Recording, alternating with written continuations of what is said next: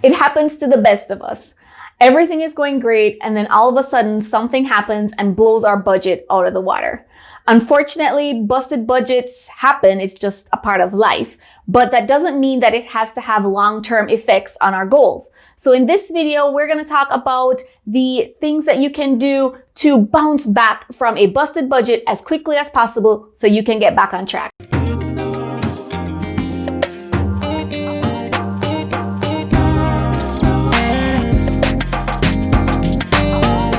So if this is your first time to the channel, then go ahead and subscribe and don't forget to hit the bell so that you can get notified whenever we add new videos. It's super easy to feel defeated when you bust your budget, but these are just things that happen as a part of life. If you have a car or a home or kids, then you run the risk of needing to do repairs or have an unexpected expense that you have to cover. Here are some tips that you can do to get started with that recovery as quickly as possible. Number one is to just take a breath. These things happen, and it's perfectly okay for you to feel pissed off or to feel annoyed or frustrated that you feel like you have to start over your whole budgeting process. It's perfectly fine. And it's good for you to accept that that is how you feel. Now, what you don't want to do is to fully stress out about the situation and to start doing things that are of detriment to your future plans. Things like stress eating, which I do a lot, or stress spending, or needing to do retail therapy that will end up kicking you off your goal. So you want to take the time to just allow yourself to feel how you feel.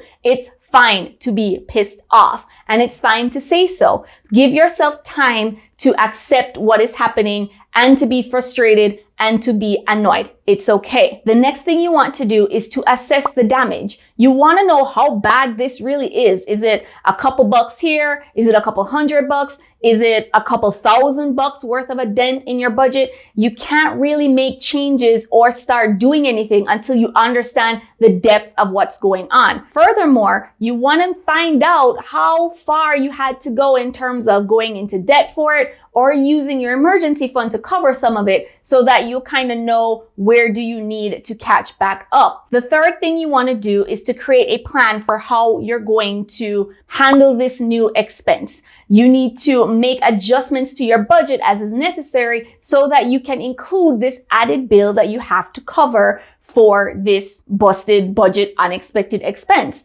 So if you need to work through a couple things or reallocate some of your funds, then this is a time that you're going to want to do that. The fourth thing you're going to want to do is to revamp your spending. So if you had funds allocated for other things, or if you had other activities that you were trying to do that you can kind of scale back on, then you want to be able to find those added funds to be able to cover some of these expenses. Maybe it means you need to scale back on something a little bit, or maybe you need to forego something or change something. You want to be able to cover these expenses with as little impact to your life as possible.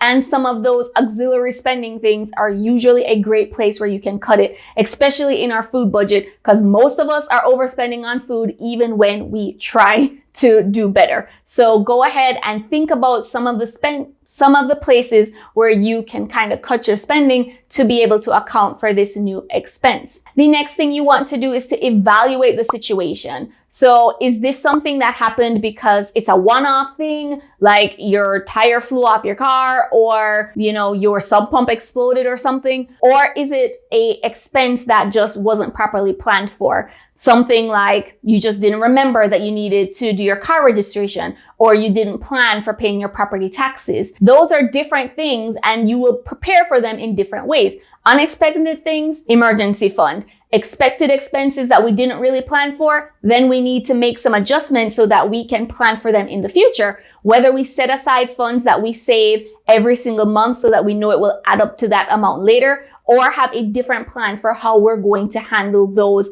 expenses that don't happen very often but are big enough to bust our budget. The next thing you'll want to do, number 6, is to adjust your emergency fund. So I know I say emergency fund all the time, and you're probably getting really tired of hearing it, but it is really a crucial step in handling these unexpected expenses. You might already have an emergency fund that might not be big enough to handle some of your more usual emergencies. I know it sounds really weird, but things like if you have a house, then you know an emergency might happen where your AC unit might need to get replaced, or you might need to get your furnace serviced. There are some things that kind of just happen, and when you have a home, those expenses are usually bigger. So you want to make sure that your emergency fund is adequately funded to cover the type of emergencies that you might have based off your lifestyle and what you have going on. And then the final thing that you'll want to do is just to give yourself some grace. Like, remember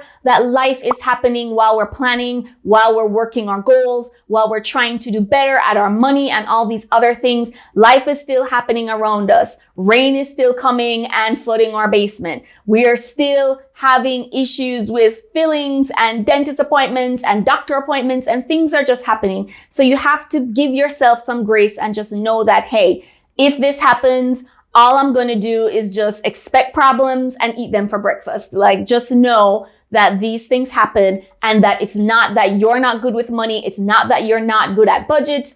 It's just that life is happening and we can adjust for it as well as we can.